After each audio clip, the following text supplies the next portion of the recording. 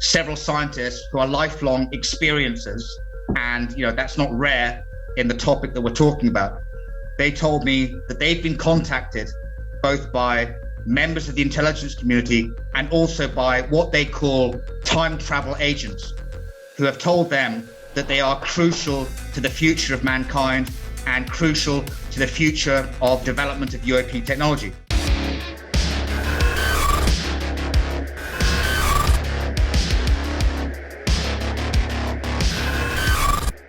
Welcome back, everyone. I am here again with my good friend, Franc Milburn. Frank, it is lovely to see you, my friend, on this fine, gorgeous day. So today, as I referenced, at least during the Dr. Masters interview, I had no idea you had done a little bit of work on this future humans hypothesis and also what their motivations might be, i.e. either averting or deliberately causing a catastrophe, depending on which faction. So in your experience, has there been any chatter over the past several decades in the intelligence community about this sort of hypothesis? Brother, thank you for having me on back. Again, thank you for having me on. I appreciate that. And I just want to give a big shout out to my godson, Cameron, who's now going through field training at West Point. His dad and I went through the Royal Military Academy Sandhurst together. And Cameron is the fifth generation of his family, but the first American, because the four previous were all British officers. He's the first American officer born to my brother, who I was at Sandhurst with, to go through West Point. So I want to give a big shout out to him. So he's going through Beast Barracks right now as we speak. Yeah. He's going through the beasting. Yeah. But his dad and I were at Sandhurst together. And together with my mate Brad, you can see I've got this parachute regiment T-shirt, which I just got sent by Brad from Australia. Brad, Malcolm, and I, we were all ex-para, and we all went to officer training together. And then afterwards, 20 years later, Malcolm married an American lady, and he settled in America. And now his son is the fifth generation of his family to join the army, but he's the first American officer. The previous four were British officers. He's the first American officer, and he was accepted to West Point, and I'm very, very proud of him. That's fantastic. Yeah, I think they can only answer questions in four ways right now. I think it's yes, sir, no, excuse, sir, and I don't know, sir. Anything else? From what I've heard, it's much more bullshit than when I went through officer training. It's much more bullshit at West Point. It's almost like Lords of Discipline, right? Yeah, well, that was based on the Citadel, not the Citadel. Was it the Citadel? The Citadel, yeah. Yes, that was Lords of Discipline.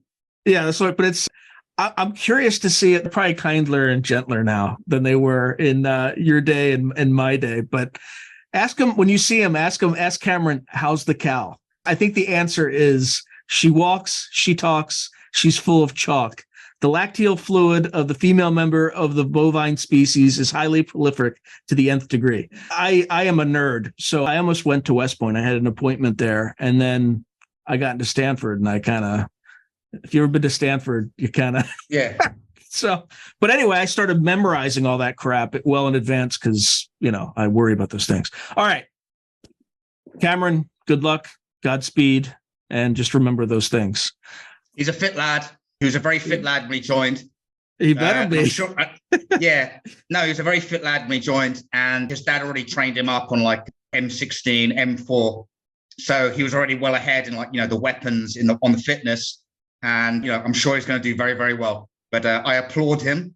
And also I live vicariously through him, thinking back to my own days as a cadet. Anyway, that's it. Yeah. The long gray line. All right. Yeah, well, the anyway. long gray line. Okay. So this hypothesis, a future human hypothesis, what's kind of the chatter that you heard as far back as you can remember? What's the theory? Okay, well, before I say anything, a disclaimer.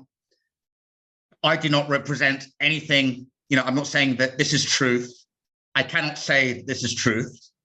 I don't know. I wasn't there. All I can say is the people that I spoke to were and are highly knowledgeable, and that they believe it to be true. Okay, so that's my disclaimer. I don't claim that it's true. Okay. So what is it that they're saying? Well, I heard from both several scientists in the community of those who've worked on classified UAP programs and also intelligence officials, that a popular hypothesis is the future human hypothesis, which says that there are competing groups that are basically operating in our timeline. They have technology, they've come from the future to the past. One principal group is Greys, who are from maybe, I don't know, hundreds of years, thousands of years into the future. I'm not an expert on hominid evolution like Dr. Michael Masters, but they've come back in time because they want to make sure that the catastrophe happens. And there are other future humans who look like us, and you would not be able to differentiate them if you were sitting across from a table from them. And they have come back to make sure that the catastrophe does not happen. Now, if you look at the catastrophe, it's quite plausible. If you look at solar flares, asteroid impacts, some kind of depolarization of the major poles, right, in terms of magnetism, okay?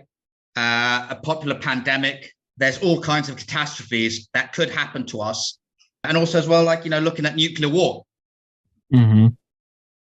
which is not so crazy now if you look at, Russia and Ukraine. So, as you know, Lynn Buchanan, who was a remote viewer, did a study back in the late 90s that saw a series of man-made natural disasters that would occur between 2020 and 2040. But he stressed man-made natural disasters, and he almost nearly ruled out a nuclear war.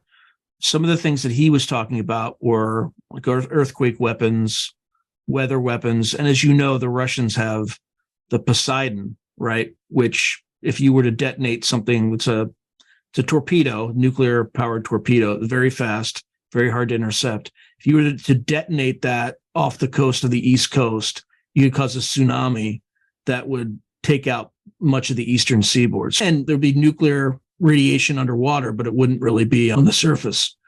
And then, obviously, we had the pandemic, which, if you just follow the breadcrumbs on that, it seems obvious to me that that was an accidental lab leak.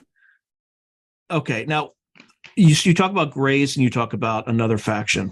Are they from similar periods in the future, like a number of years, or completely different timelines? One's more advanced than the other, or are they kind of relatively evenly matched? Well, let me just first address the potential catastrophic events, right? So I noted them down. Solar flare, polar geomagnetic reversal event, asteroid near miss, asteroid impact, something causes like a global electromagnetic pulse that sets humankind back to the Stone Age. So you imagine like everything that you know about human culture is just sent back to Stone Age. Nothing works. Environmental catastrophes. Yeah, well, we're not that far away from that. There's a study that says that the global ocean currents between 2025 and 2090 will be so fucked completely that north of the equator will become incredibly cold, south of the equator will become incredibly hot. And I think we're really seeing that in terms of like all the wildfires. And sorry, what was the second part of the question?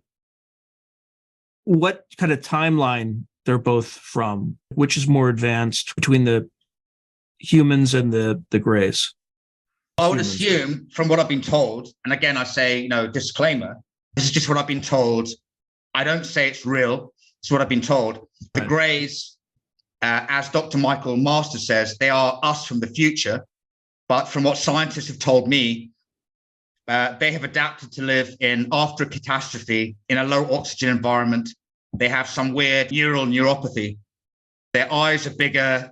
Their skin is white because they're not exposed to the sun. We're talking about like a permanent nuclear winter for subterranean centuries.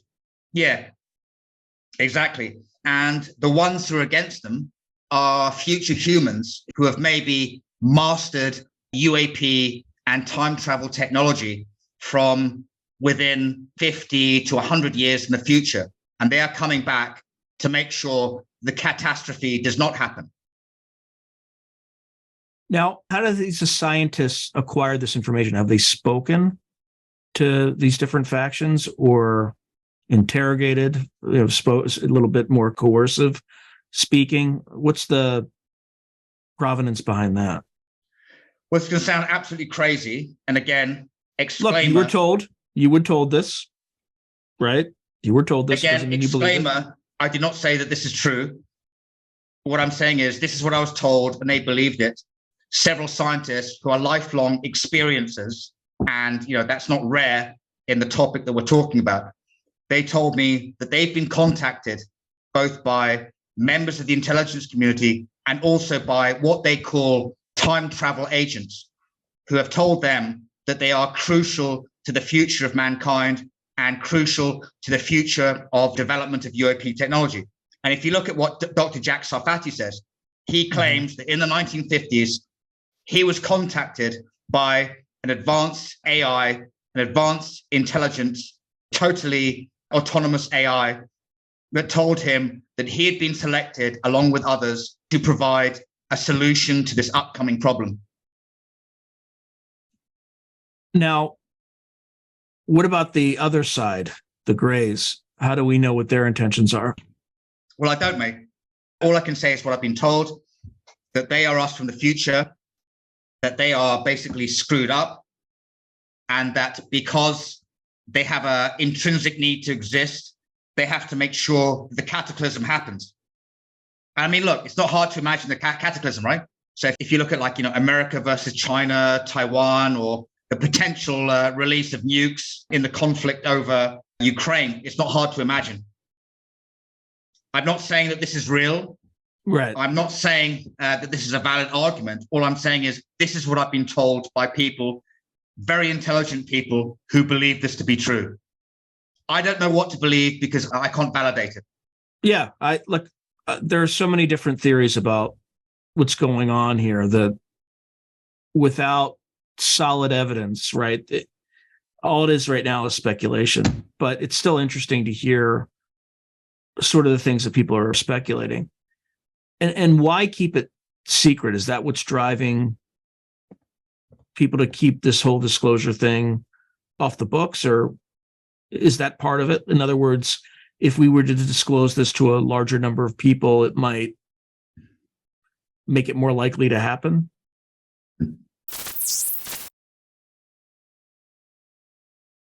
I don't know exactly, but I think that might be a part behind why there hasn't been full disclosure, and there won't be full disclosure, because as Nick Pope has said, and Nick Pope is a friend of mine, right?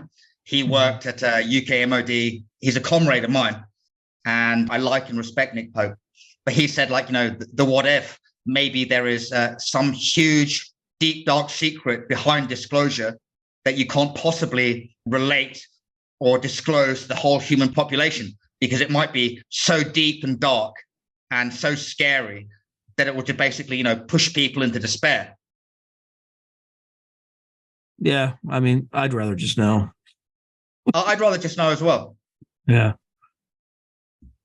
Okay, so is there a timeline for when this event's supposed to happen? Like I've mentioned Lynn Buchanan. There's others too, like Stefan Schwartz, who also have a similar timeline. But what's the timeline that these scientists have related to you? I was told, this was like last year, I was told between 5 and 7 years. Okay, so like 2027 to 2029, something like that. But this is where it gets even more weird. I was told by one scientist who was backed up by another 2 scientists. They told me that there are what they call temporal agents coming from the future humans, but who look like us, maybe 60 years or 100 years into the future, before the cataclysm has happened. And they are coming back trying to change the timeline. Okay, but also what I've been told is that, and this sounds completely crazy, there are multiple timelines operating. And they talked about a timeline war on multiple dimensions. Yeah, I mean, if you try to extrapolate, if you assume that, every quark spins one way or another, right? And that creates a whole separate. It's the Hugh Everett multiverse theory, right? So it's almost like if you have these forking paths, you have I don't know about an infinite number of outcomes, but you have multiple outcomes. And if you extrapolate, if you start to understand how time works, if you develop a UAP, right? If you look at Dr. Sarfati's mathematics, right? You can't really have a gravity machine without having a time machine, right? Dr. Jack Sarfati, in my first paper, in terms of time travel, he actually talks about a temporal weapon that Tic-Tac may have, which can affect the circuits of nuclear ballistic missiles in terms of affecting them through temporal distortions. That's actually a fascinating aspect of Dr. Sarfati's work. Well, just to add to that, because that's really happened. So if you look at the 1967 Malmstrom incident, and I interviewed Bob Salas, and I went through a deep dive on this. I've interviewed him as well, yeah. Yeah, so as you know, they didn't damage the missile. What they did was, whatever they did affected the guidance couplers, I think is what he called it, which are basically it's like a mux, like where all the signals come in from the missile to indicate where it is in the sky, and it is the one circuit that's critical to making sure that those missiles reach target. Yeah, right? Because in those days, it was an inertial navigation system that was used, because they didn't have GPS, satellite GPS in those days. And when Boeing ran a bench test to try to replicate what happened, that's the only way they could get it to replicate. But you actually had to be inside the missile to do it. So whatever technology those craft had, it was, obviously much more advanced, because it was able to penetrate 60 feet underground with triple rad-hardened cabling and do it simultaneously to 10 independent Minuteman I missiles that were not connected. They're each independent systems. And also overhead, UAP sighting. Bob Salas told me that there was one member of the security force who was so shit scared that he tried to climb the perimeter fence and was like cut to ribbons. Yeah, he cut his hands pretty badly. And anyway, so I could definitely see them having this sort of technology. So the question is, what can the average, if what you've been told is true, again, the disclaimer, what can the average person do to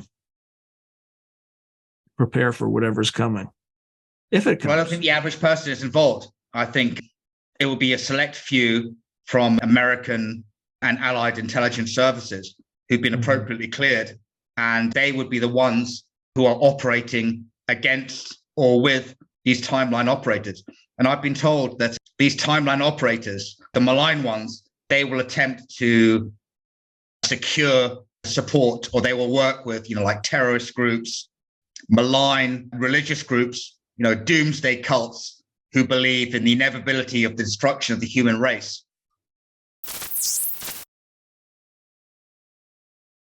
Wow. And these temporal agents, how long have they been operating inside, or not inside, but on Earth? Is it just recent, or is it throughout our history? And by I say throughout our history, I mean like going all the way back to ancient times and things like that. What I've been told is that these various groups, they've been leapfrogging themselves back. So one will leapfrog themselves back to, 20 years before. Another one will leapfrog themselves back to 30 years before.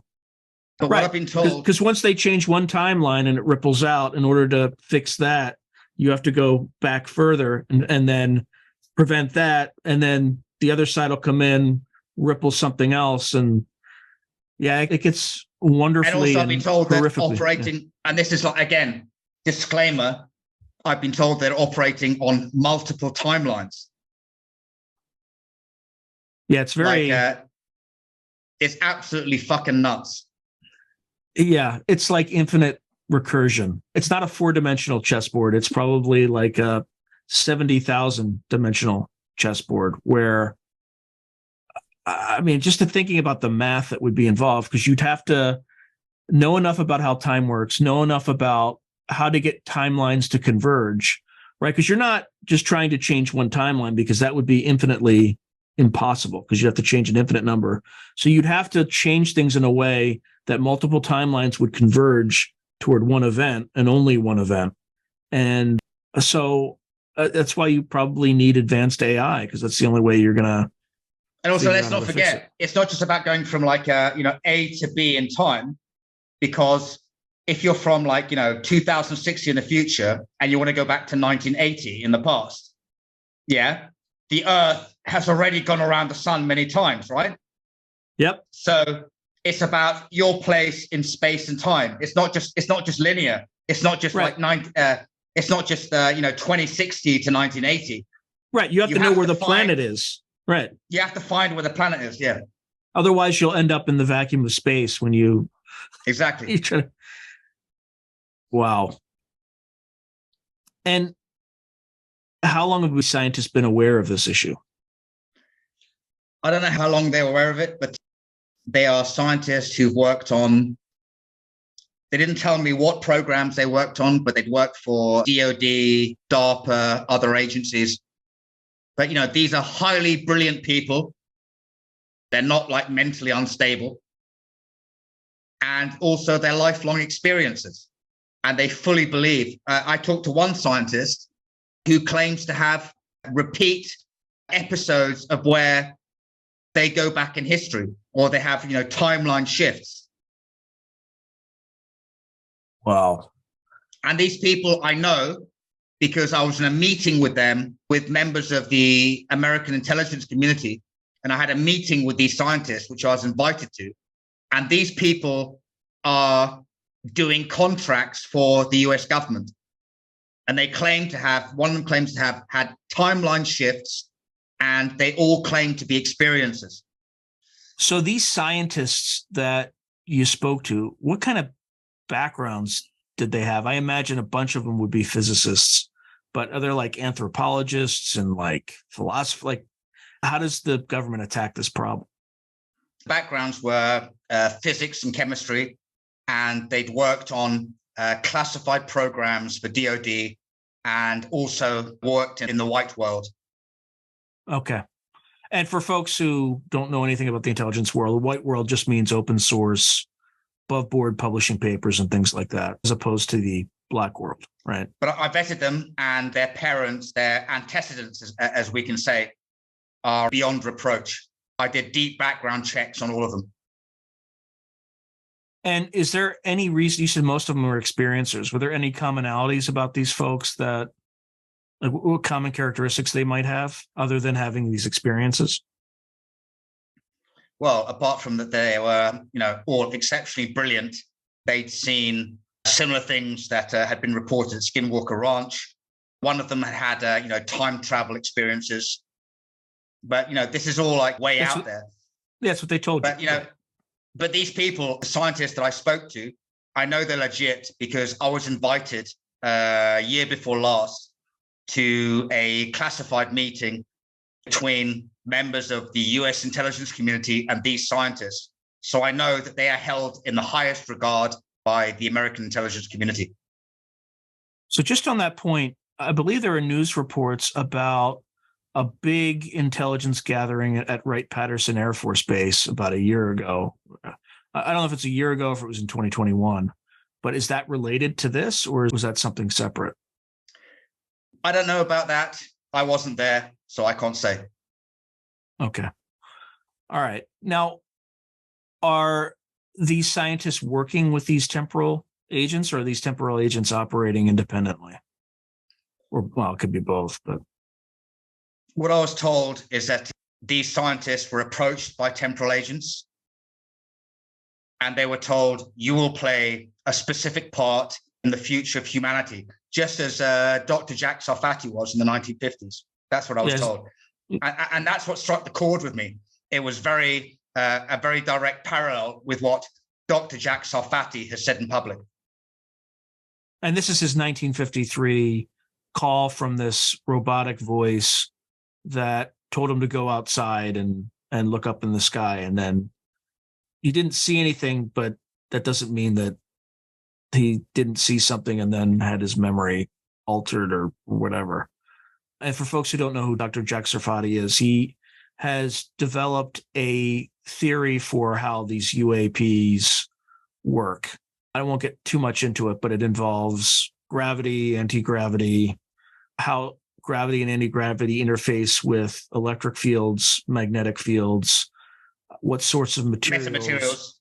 Yeah, metamaterials that have to be, to my understanding, and Dr. Sarfati will let me know if I get any of it wrong, but you have to have a sentient AI manipulating it, because you have to change some of the, or alter some of the characteristics of these metamaterials while the craft is in flight. And it's basically metamaterials assembled at the atomic level that have high permittivity in the electric field, but low permeability for the magnetic field. So I'll stop there, because if I say anything else, I'll get it wrong. Can I just say that I've talked to both Dr. Jack Sarfati and Dr. Eric Davis, right, in 2020. And we were talking about, the future human hypothesis, which is, the topic of this podcast. And I asked Dr. Eric Davis, do you subscribe to this? And he said, no, I don't. But Dr. Jack Sarfati does. Also, Dr. Mike Masters does. Mm-hmm. What I can surmise from what Dr. Eric Davis said to me, he said, and also in his emails that I published in my first paper, these craft are off-world. But whether that means, off-world in terms of space, or off-world in terms of another timeline or another dimension, I don't know. So here's a question for you. Why do these things always, not always, but why do these things crash so frequently? Look, I was in the UK military. You have craft that crash.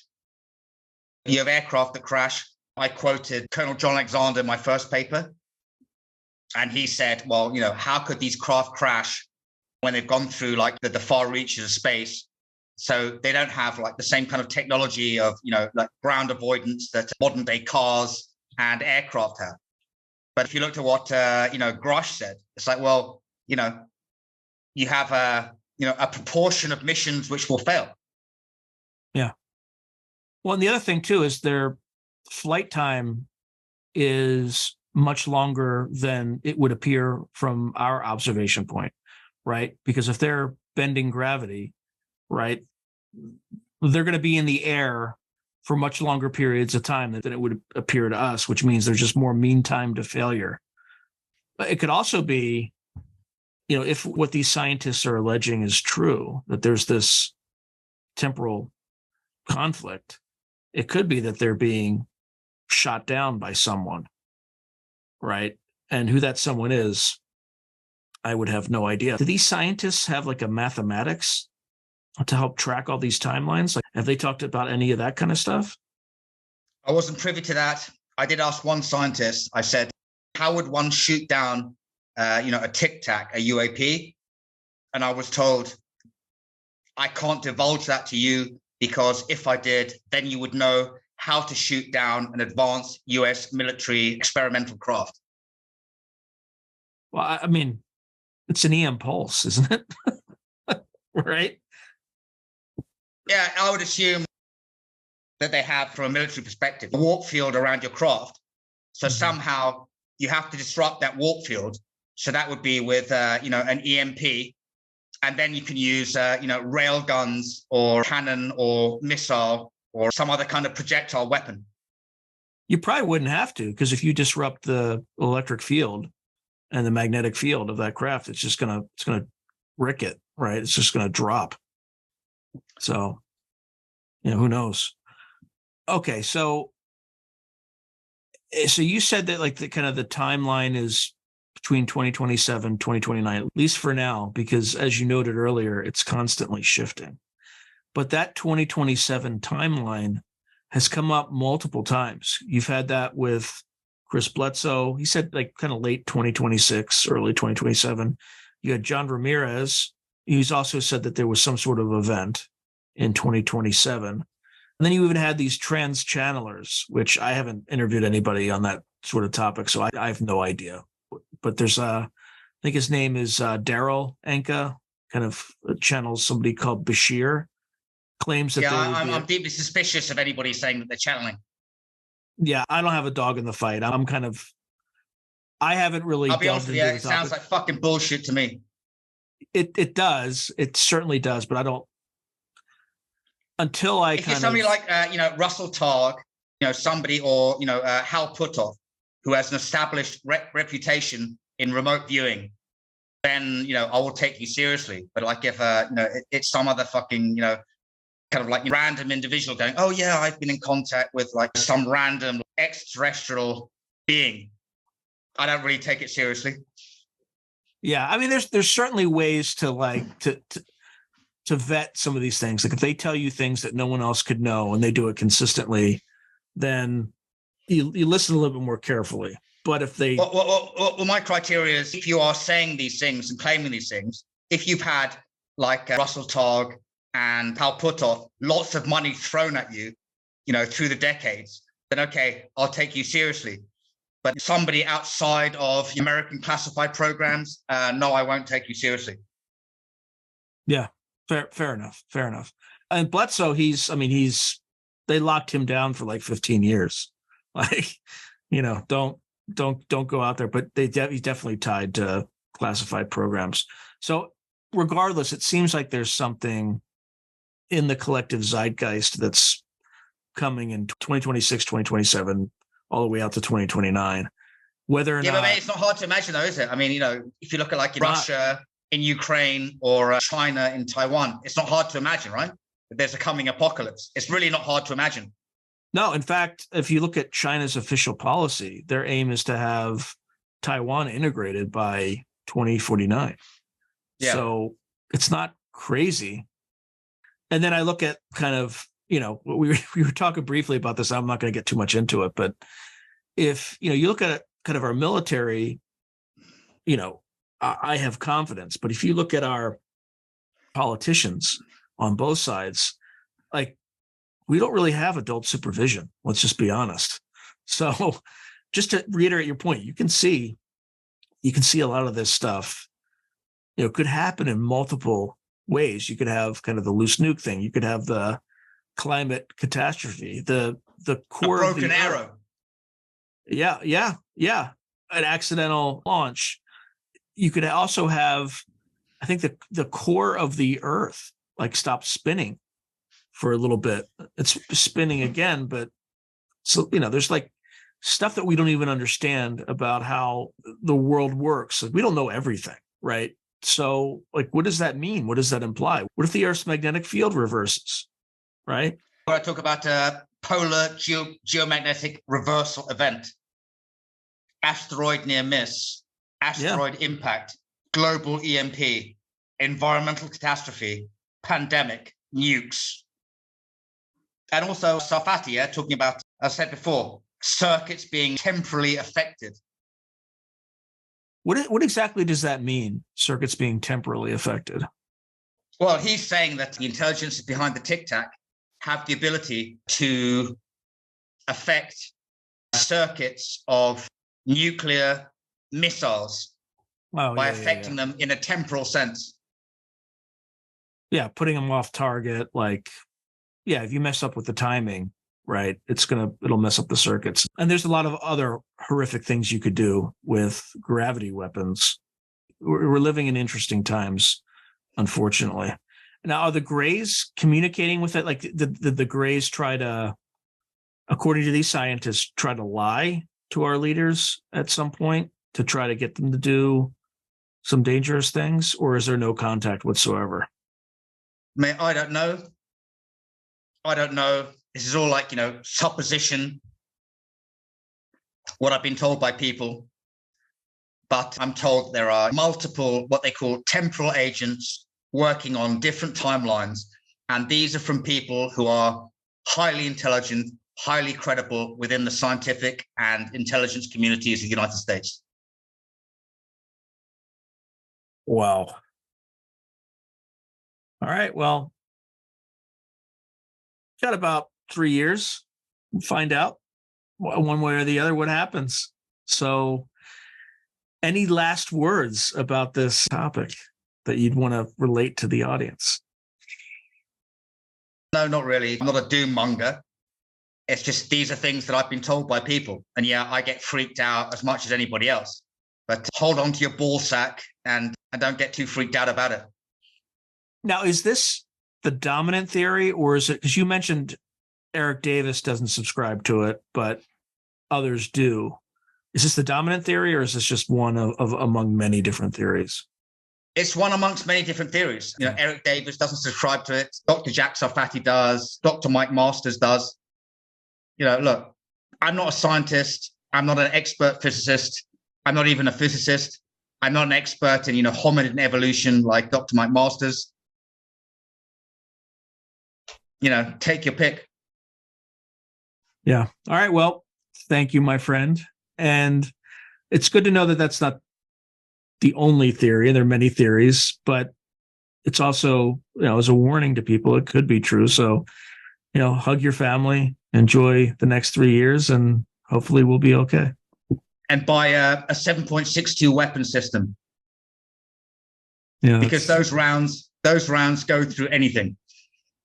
And they will stop anything. That is correct. Although they do jam well, not necessarily. If you're using an AK, it will jam. No, actually, it won't. No, I'm not talking about AK. I'm talking about NATO standard. Okay. All right, my friend. As always, it is a great pleasure talking to you. You too, brother. If you enjoyed this video, please click on like, subscribe, and the notification button so that you're alerted anytime I post something new.